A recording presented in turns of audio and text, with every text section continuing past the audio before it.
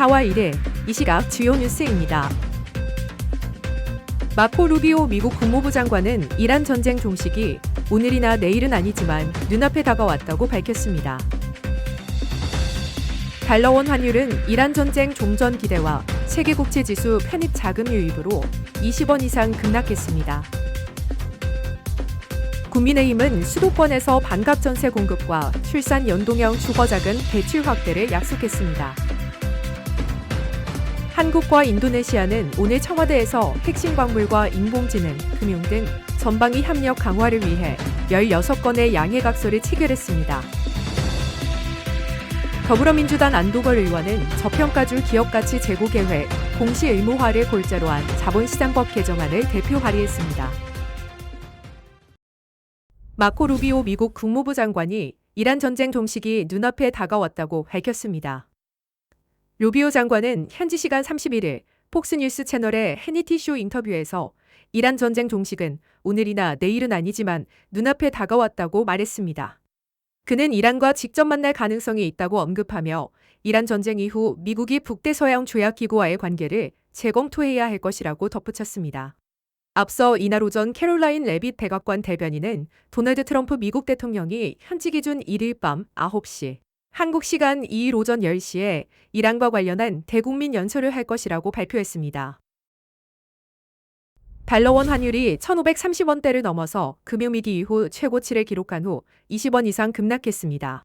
달러원 환율은 이란 전쟁 종전 기대감과 4월 세계국제지수 편입에 따른 자금 유입 영향으로 급락세를 보이고 있습니다. 도널드 트럼프 미국 대통령이 이란과의 종전 가능성을 언급하며 대국민 연설을 예고한 점도 시장 심리 안정에 작용했습니다. 또한 세계국제지수 편입으로 외국 자금이 본격적으로 유입되면서 수급 구조 변화가 예상됩니다. 전문가들은 올해 연평균 달러원 환율 전반치를 상향 조정하며 추가 상승 이후 일부 되돌림 가능성을 함께 전망하고 있습니다. 국민의힘은 6.3 지방선거에서 서울 및 수도권 지역을 대상으로 한 반값 전세 공약을 발표했습니다.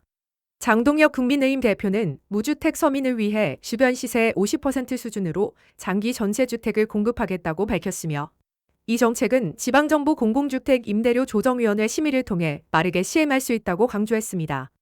아울러 출산 연동형 주거자금 대출과 월세 세액공제 확대 등 주거비 부담 완화를 위한 다양한 세부 정책도 발표했습니다. 국민의힘은 이런 공약을 통해 부동산 시장 안정을 꾀하며 서민 주거 부담 경감을 목표로 하고 있습니다. 한국과 인도네시아가 핵심 광물, 인공지능, 금융 등 전방위 협력을 강화하기로 했습니다. 이재명 대통령과 프라보워 수비안토 대통령은 오늘 청와대 본관에서 열린 양해각서 교환식에서 16건의 협력을 신규 체결하거나 개점했습니다. 양국은 외교장관 간 전략대화 협의체를 구축하고 핵심 광물 협력 양해각서를 개정해 지질조사부터 탐사, 개발까지 협력을 확대할 계획입니다. 또한 인공지능 정책 교류와 차세대 통신 인프라 기술 협력을 추진하며 한국수출입은행과 인도네시아 북부펀드 다단타라 간 양해각서를 통해 금융협력도 강화합니다. 이 밖에 해양 플랜트, 지식재산 보호, 환경협력, 산불 관리, 데이터와 통계 등 다양한 분야에서도 협력을 확대하기로 했습니다.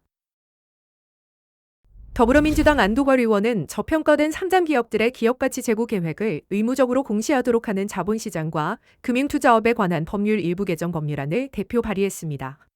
개정안은 최근 2년간 주가순자산 비율이 1 미만이며 3년 평균 자기자본이익률이 8% 미만인 기업을 대상으로 하며 기업은 배당, 자기주식 취득, 사업구조 개선 계획 등을 포함한 기업가치 제고 계획서를 제출해야 합니다. 또한 기업은 사업연도 종료 후 90일 이내에 계획 이행 현황을 보고하도록 해 기업의 책임성과 투명성을 강화합니다. 안도걸 의원은 이러한 법안이 투자자 신뢰를 높이고 자본시장의 경쟁력을 개선하는 기반이 될 것으로 기대했습니다. 10년 국채 선물이 1일 오후 100팅 넘게 급등했습니다. 외국인 투자자들의 매수세가 꾸준히 유입되면서 서울 채권 시장이 강세를 보였고 같은 시간 달러원 환율이 급락했습니다. 3년물 국고채 금리는 12.8bp 하락하는 등 국고채와 국채선물 모두 강세를 보였으며 2조 5천억 원 규모 국고채, 바이백도 시중금리와 비슷한 수준에서 소화됐습니다. 시장 참여자들은 외국인 매수세와 환율 하락, 중동 상황 개선 등이 긍정적 영향을 미쳤다고 평가하고 있습니다.